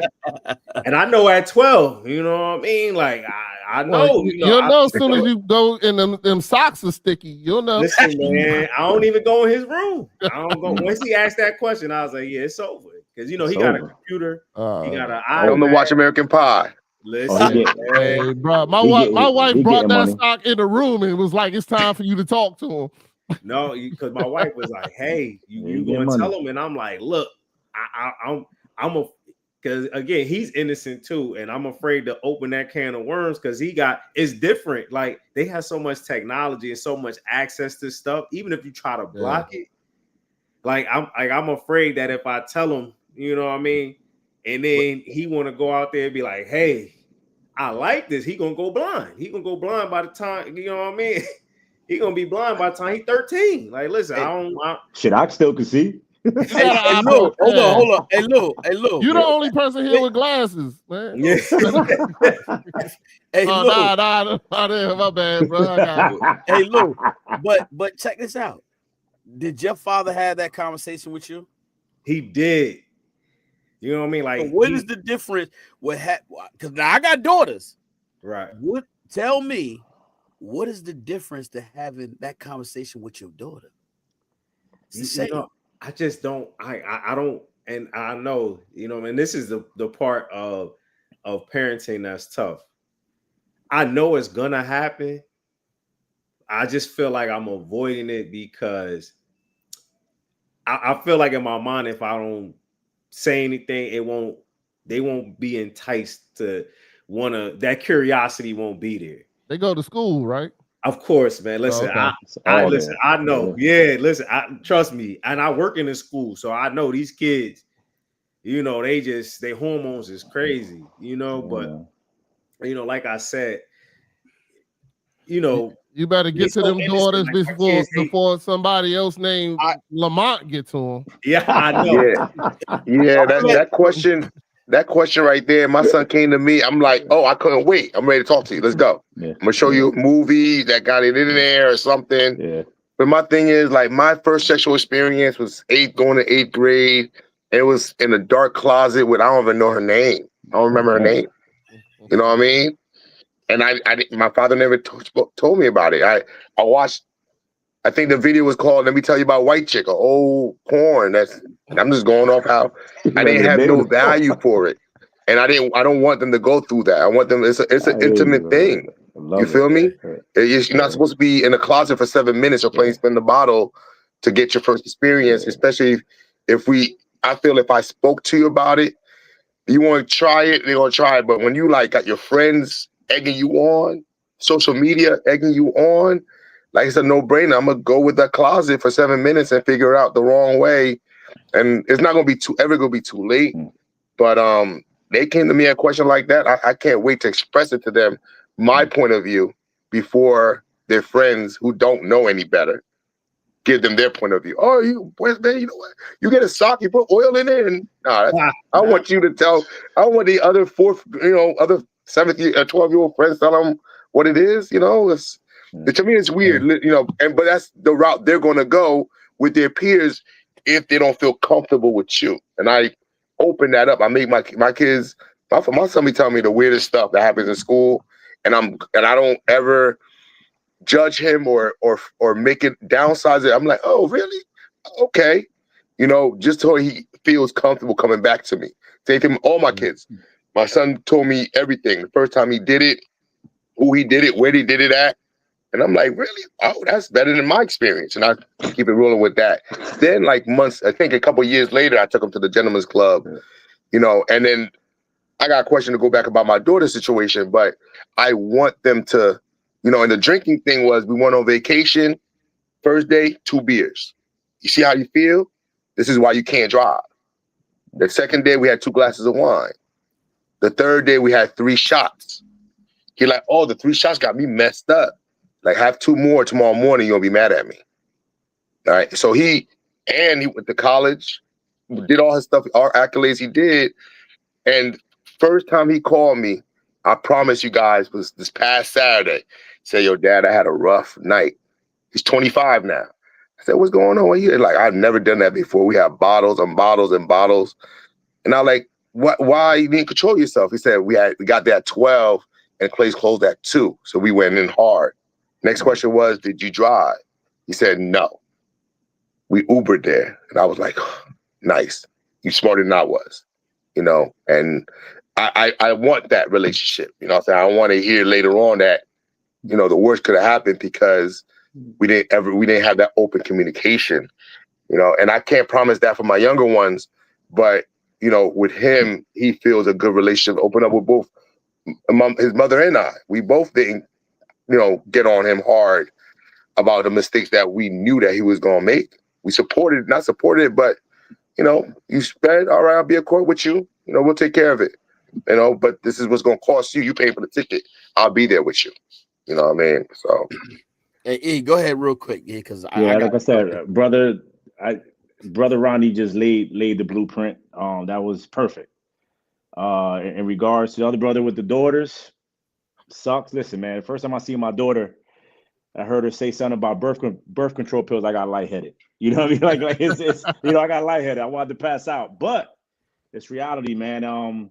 I don't get too much into the conversations with them. I kind of leave that to the moms, although we do have a couple of, you know, little remarks here and there. They have an understanding. My girls definitely have an understanding of what it is. And I always put them on game when it comes to boys and stuff like that. You know what I mean?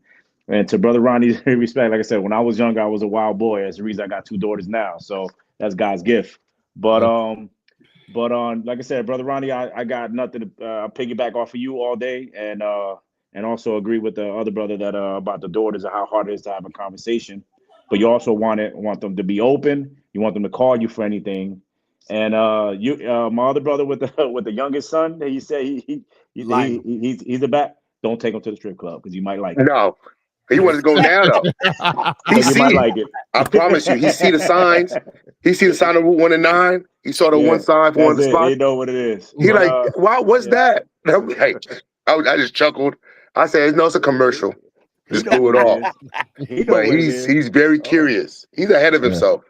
So look, the one thing D that you said that it just touched home is my relationship with my dad. He didn't talk about sex. He didn't talk about finance. He didn't do none of that. Yeah, like I said, my life was just church. And so what I want to share with the brothers that have daughters, listen, that is the key component of me having a communication for my daughters, being able to talk about that. Ain't no sugar. It's no sugar coating that. It's because guess what? Listen, having that conversation is important. I'm gonna tell you why. Now, my daughter, when she first had sex, she didn't tell me at first. My little one, she didn't tell me. I was like, but it took a little bit of time for her to come to me and talk to me because I wanted her to know that thing, and I said it just like this, that thing between your legs is a jewel, it's precious. You just can't give it up to anybody because at the end of the day, you want to have a child. And guess what? You can't just give it away because you giving it away. And I'm a man. And guess what? When I look for a woman and I know that woman been with multiple men, I'm like, oh man, I don't want her. And so you have to keep your body sacred. And so it is important to have that conversation with your daughters because guess what? You want them to understand that their body is sacred. The world will teach them sex is important. Sex can get you what you want. That's false. That's a false hope. That's a false thing that they teaching our girls, that you got to look this beautiful girl, you can get what you want. No, guess what? This is my body and it's sacred. And I want it to be holy. So when I find when the right husband come to me, it will be holy. And it's not even about religion. It's about, guess what? You got to have that conversation to teach them that, like, this is my body. It's precious. I don't want to give it to you. Now, look, this is a little private for y'all, but I'm going to share it with y'all. Listen, my daughter is just turned 21. You know what? Lionel, I had my drink with my daughter. Because guess what? My dad didn't have no drink with me. My dad didn't do none of that stuff. He kept me from that. And so I want to give my daughters and my son, I said, listen, it's okay to have a drink with me. But in that drink, in talking about those conversations, I said, listen, you have the ability to make a wise decision, a wise choice by the selection of the things that you want to pick. I said, so now you picking drinking. Okay, let's say you want my daughter drink, right? I said, baby, if you drink, guess what? There's a responsibility with that. Because now you drink it and you over exceed it and you get drunk. Guess what? Now your thought process is not solid. It's not real. That's your emotions. Because now girls are emotional. We know that already. Every man on this panel knows that women are emotional. So now you want to drink. So she drinks. Now you drink it. Now guess what? Your emotions, now your spirit is tainted right now. It's tainted. Because guess what? Something might have you upset, and now you drinking, and now you think it's making you feel good. But no, that emotion, it comes up. And these are the conversations I have with my daughter. Listen, my daughter is 21, and I'm gonna be real with y'all fellas. She only had sex with 2 dudes. I was like, oh, that's it. I'm kind of happy. But the dudes that she slept with, this not to put her business out there like that, is that these not they were smart. They not in the streets. You know what I'm saying? They not disrespectful, but guess what? She could have been sleeping with 50 dudes. But I was like, you came to me, you talked to me about it. And the reason why I'm glad that she talked to me about it, because I let her know, is that guess what? I'm a man. I want to look at a woman and say, I'm married now. I want to look at this woman and say, you've been with how many dudes? Now I gotta rethink. Like, are you quality? You know what I'm saying? So I said, that's what I say to my daughter is that think about who you going to be with. Because guess what? You have to get to know that person physically, mentally, spiritually. It takes time for you to grow with that person. So you can't, at the end of the day, man, isn't that the ultimate goal for us? We want to get that. And after we get it, guess what? If they not emotionally correct, if they not spiritually correct with us, they're not connected with us, guess what? We like, I'm done with her. If you really want the right woman. But lust been in the world way before we were born. That's something that all men struggle with, lust. Whether you go and do something outside of your marriage, but something that is a spirit that is in everybody. But some men have the ability to control that. And guess what? Women have the same thing. Look at society. It teaches man muscular, man got good money. No, he taking you out, he winding down to you. But if you don't have those talks with them, guess what? They be like, well, he treat me nice. I thought that was okay. No, and Lewis, and hey, I know it's tough. And Lionel, it's tough. But at the end of the day, it's a conversation you definitely want to have. And this is from a heart to heart with you to show you that because love is supposed to be unconditioned. How do you get to that point if you don't have those conversations with you? I had that conversation with my daughter when she was like 9 with her little friends. I'm a different father. Like I had her little friends come over and spend the night.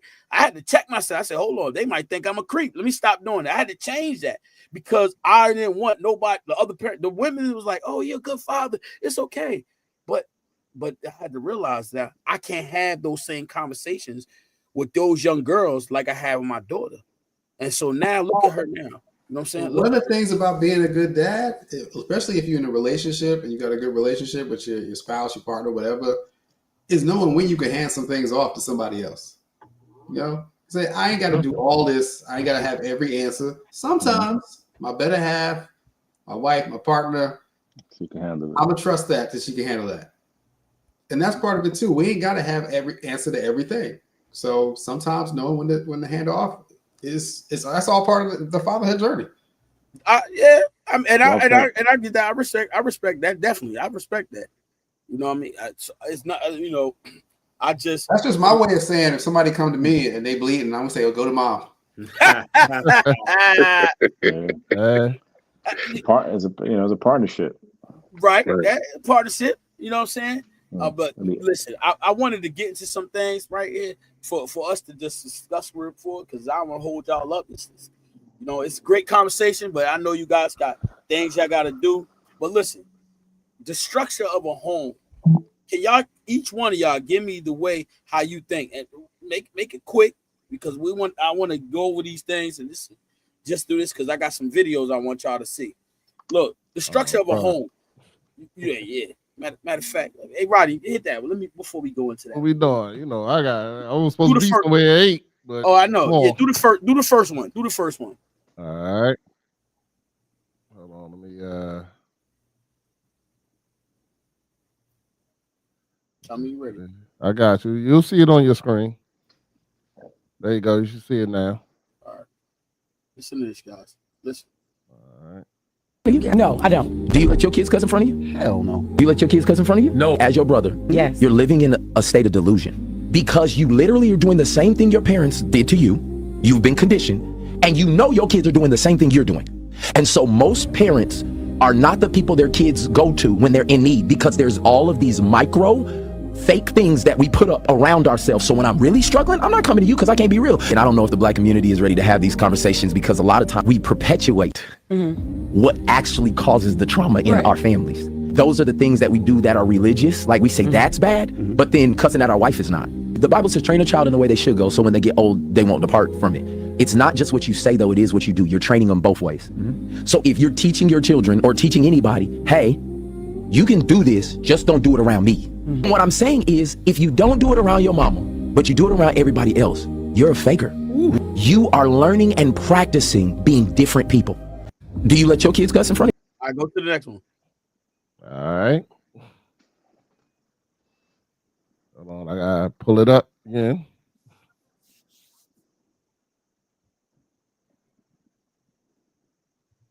Got it? Yeah. There we go. And Determine who's in your circle. How do you determine who's your friend? How do you determine who do you trust? Their character. I look at their character. I look how they are with their family. All them boys over there, family men. All of them. I don't hang with no men that don't take care of his kids. You crazy? You don't take care of your kids, you can't be no friend of mine. How so? We ain't got the same agenda.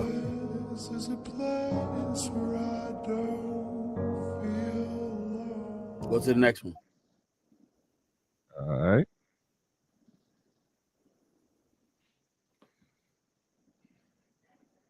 Yeah.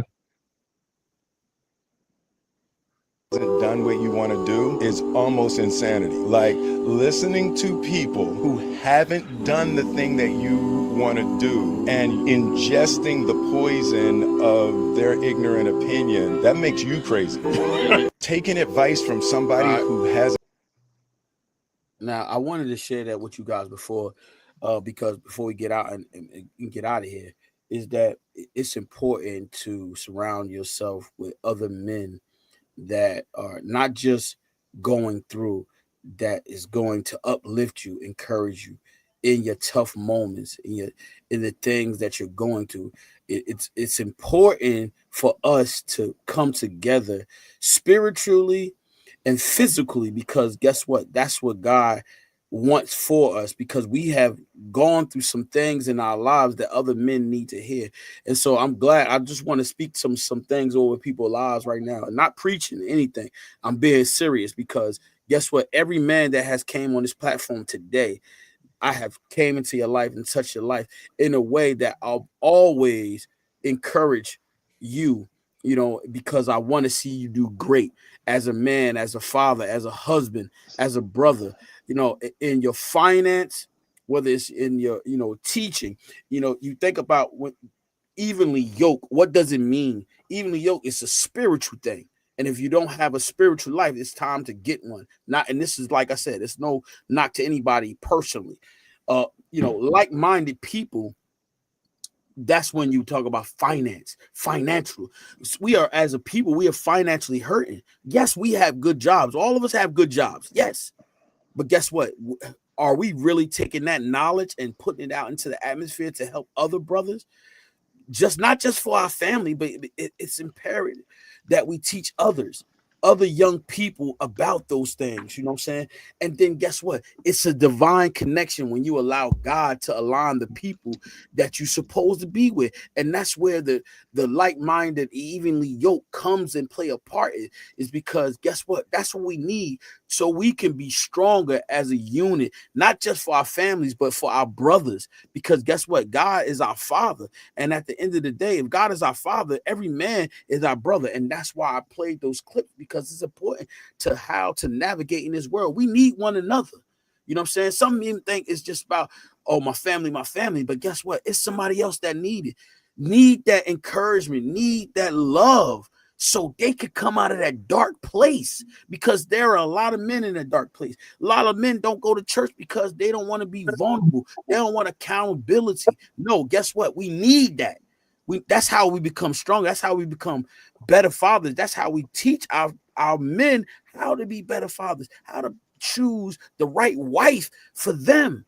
I hear everything you're saying, Chef. That's why I'm so glad you invited me to talk with these other brothers tonight about their experiences, learn something.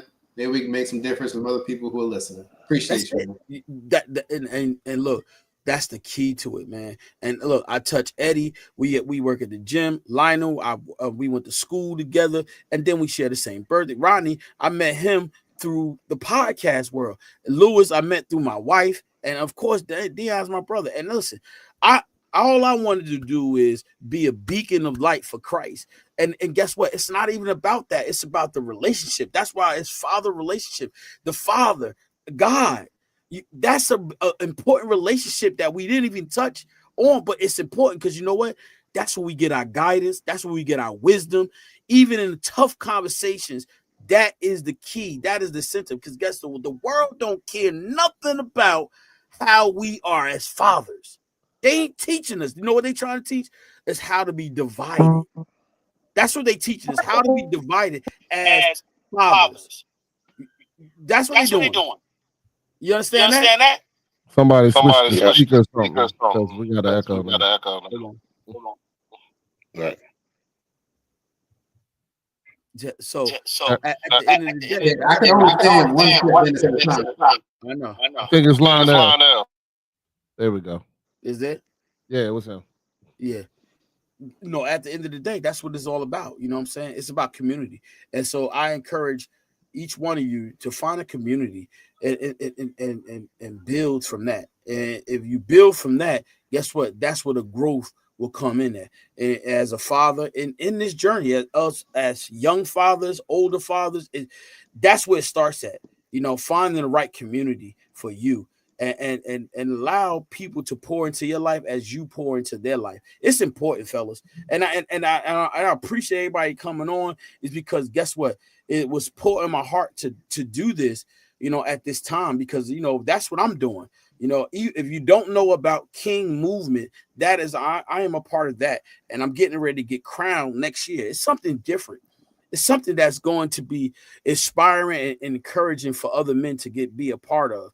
And, you know, I will put that out there in the social media and let you guys know about it, because that's where it starts at. And how can you become a king if you're not taught how to be a king? How can you be a leader if you're not taught how to be a leader? And it has to come from somebody, not me, for somebody, because you can't lead not knowing how to lead.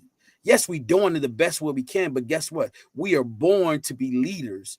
And how do we learn how to be a leader if no one is teaching us? We're just trying to find a way the best we can. No, guess what? Open up to yourself to say, you know what?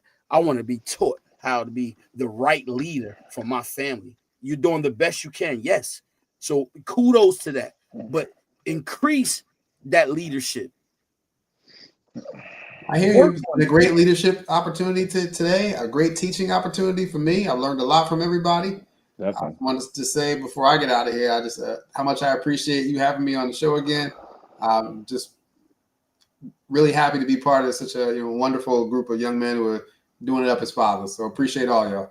Yes, no doubt. You know, I know that's what time was getting you know, closer to that, because you know, we've been here, you know, for almost 2 hours, and that's a lot of time to offer. But I want to leave you with this: sacrifice is one thing that we just don't practice, not just for our families, because guess what? When you sacrifice your time and then pour into somebody else, I guess what? The reward from that is great. You don't see it now, but it's great. Trust me. I promise you that. It's because guess what?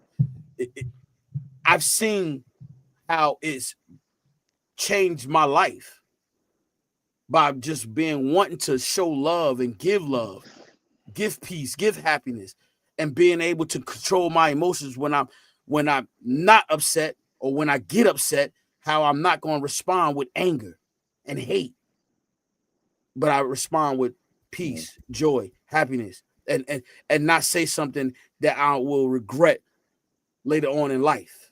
And so I just want to leave with you: sacrifice. Sacrifice is great. It's a great reward in sacrifice. It's a great reward in being obedient. Mr. Black, can you please pass the collection plate? Hopefully we can get this service over soon. Yeah. But listen, anyway, everybody say something before y'all leave, y'all. Just leave us definitely. with something. Leave us with something. All right. Follow me on all platforms, Dad_mentality. It was great meeting all y'all fellas today. I got my things I want to leave you with. One, I'm not letting my children curse in front of me. That's not happening. Definitely not. Whatever that dude was talking about was crazy work. Out of his mind. Two, the biggest sex lesson I told my kids, that you know how the pull-out method don't work. It's because you're standing in front of me.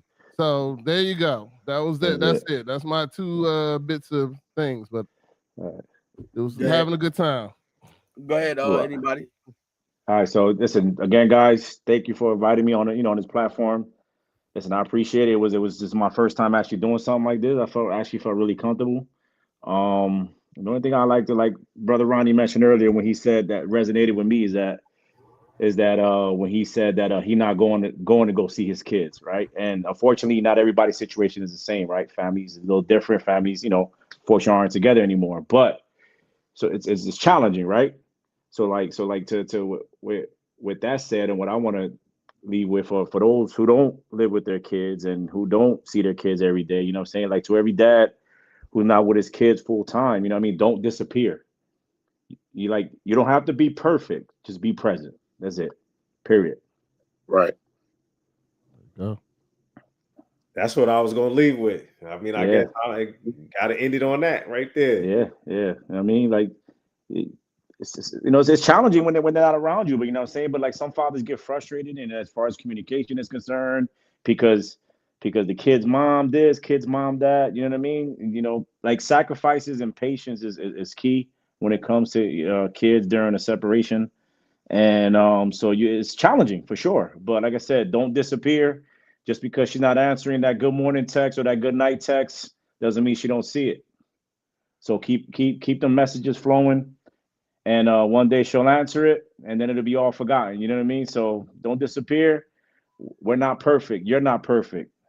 All I got to ask is just be present. If they want you there, make sure you show up. Right. I got 3 different things. First of all, with that being present, like, you got to show up for that first teacher conference. Show up for that first parent-teacher conference. Make sure the teacher got your phone number. Make sure the child knows that, you're a phone call away 24/7. But like, I don't live with my kids, but I see them 5 times a week. I'm at pick them up from school. The teacher knows to call me. That's number 1. Number 2, when people ask me, like, what I do with my oldest son, why he's the way he is I embedded confidence, opened up with him, and I gave him 3 rules. For me was consistency, discipline, and sense of urgency. Got to have that. Tomorrow's not promised. Got to get it today. So everything you want, go get it now. And I wanted to ask, what do you do with opening up your personal testimony with your kids? Like, what age do you open up that wilding out that we were doing? 16, when my child would get into the same problems. Whatever age that I was dealing with, then that's what I was talking to them about. Yeah. It's different. It's different. I can't even compare my children's upbringing to mine. It's very, very different. So, I mean, this is the social media era, man. Let's be honest. Like, they see anything and everything, man. So, like, to even compare myself to them at that age would be very difficult. But so, like, as far as my testimony is concerned, what I dealt with, it's I can't even compare the two, to be honest with you. You know what I mean? I can have the conversations with things that I did do, and then they'll look at you like you crazy. But then it'd be like it was just a different time. Right. So that's basically what it comes down to when you want to share your story at the exact age that they're at. Like I said, they use 16 for an example. I mean, I know what I was doing at 16, that I sure as hell know my daughter ain't doing. So can't really compare the two. But there's some similarities. But like I said, what everything is in front of them. Everything is one click away. You know what I mean? So whatever they want to see what we did or what we did is history already. So, ain't nothing Google can't fix. Right. Thank you guys. Yeah, it's cool, man. Yeah. Same, man. I appreciate you guys putting this time out for you. I really appreciate it. You know what I'm saying? Hopefully that, not hopefully, I know somebody will be encouraged. I know the men that's out there watching, they will be encouraged and, listening. And so, guys, enjoy the rest of your night. I will see you guys soon. Peace. See y'all later. Let's love you guys.